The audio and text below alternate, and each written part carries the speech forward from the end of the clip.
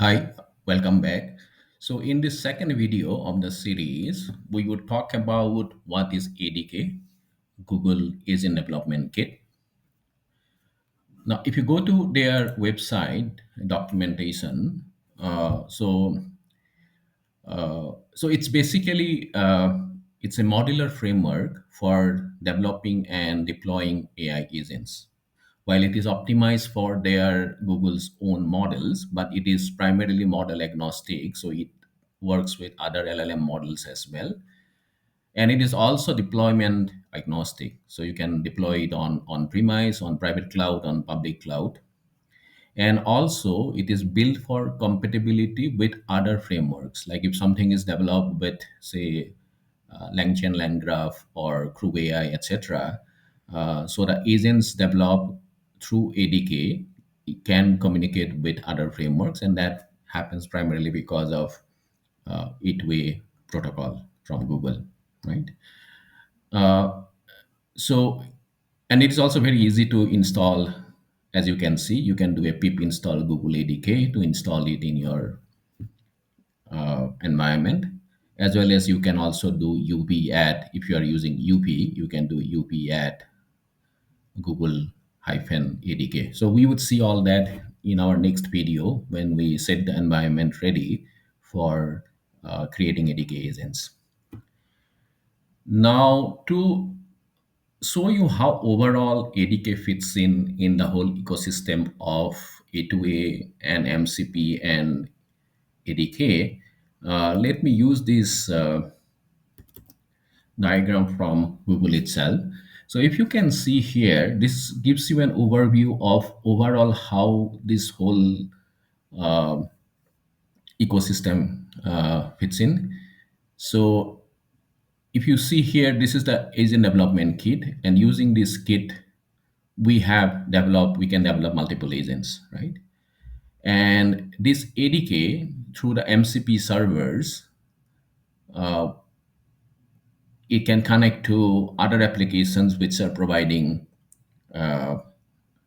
tools and APIs to the agents, right?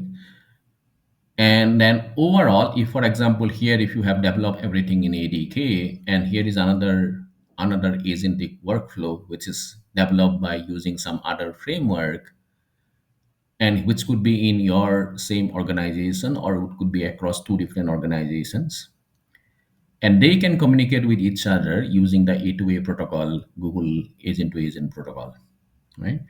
So you have the ADK here, connects to the MCP to the tools. Then you may have another framework using the same way, using MCP, it can connect to another set of tools. And this framework developed by one agentic framework, these can work with ADK through A2A protocol. So this is the overall picture. And if you see, this is again from Google website, how A2A whole agentic stack pans out. They are showing it in this diagram. So you have the A2A protocol, and then this is the deployment of those agent and agentic workflow, which could be on premise, on private cloud, public cloud, whatever is your choice. And then you have the model context protocol, and then ADK, which is the framework for developing the agents. And if you see MCP and A2A, again from Google website, they say they are highlighting that it is complementing each other. So, for example, model context protocol is enabling the agent to connect to tools, API, and resources. For one example, if you have an agent which is trying to get the weather details, it can call the MCP and call a weather API and get the details. Right? This is how MCP comes in. Wherein agent to agent protocol, it basically facilitates communications between different agents. Now, for example, here there's a travel agent and it needs to talk to the flight booking agent or say hotel booking agent, right? And if those are in two different framework, still it can communicate. using A2A framework. If you have all the agents in one framework, you don't need A2A. For example, if you have the travel agent created in ADK, flight agent is also created in ADK, and then hotel booking is also created in ADK, then you don't need A2A because you can within ADK you can communicate to each other, and we would see a demo of that in the subsequent lessons. But if you are doing it, the communication needs to be across different framework. At that point in time, A2A would come into picture. Now, on the left-hand side, another point that I would like to highlight here is the different types of agents that ADK supports.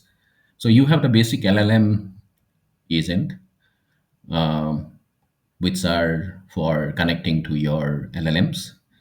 And then there are some workflow agents also, like you can have sequential agents where you can do a set of work in a sequential way. You have parallel agents where multiple tasks can be run in parallel. And also you can have loop agents saying that, okay, run it for 2 times, run it for 3 times, like a for loop that we have in typical programming language. And then also you have a custom agent, which are is a combination of all this depending on your need, right? And all are getting extended from the base agent. So this is the flexibility that ADK provides. You can create the agent the way you need. It could be LLM agent or could be workflow agent or a custom agent. And then accordingly, as per your workflow, you can implement that. So I'm stopping it here in this video. In the next video, we would see how to set up the environment for ADK agents, and then we would create our first basic agent using ADK.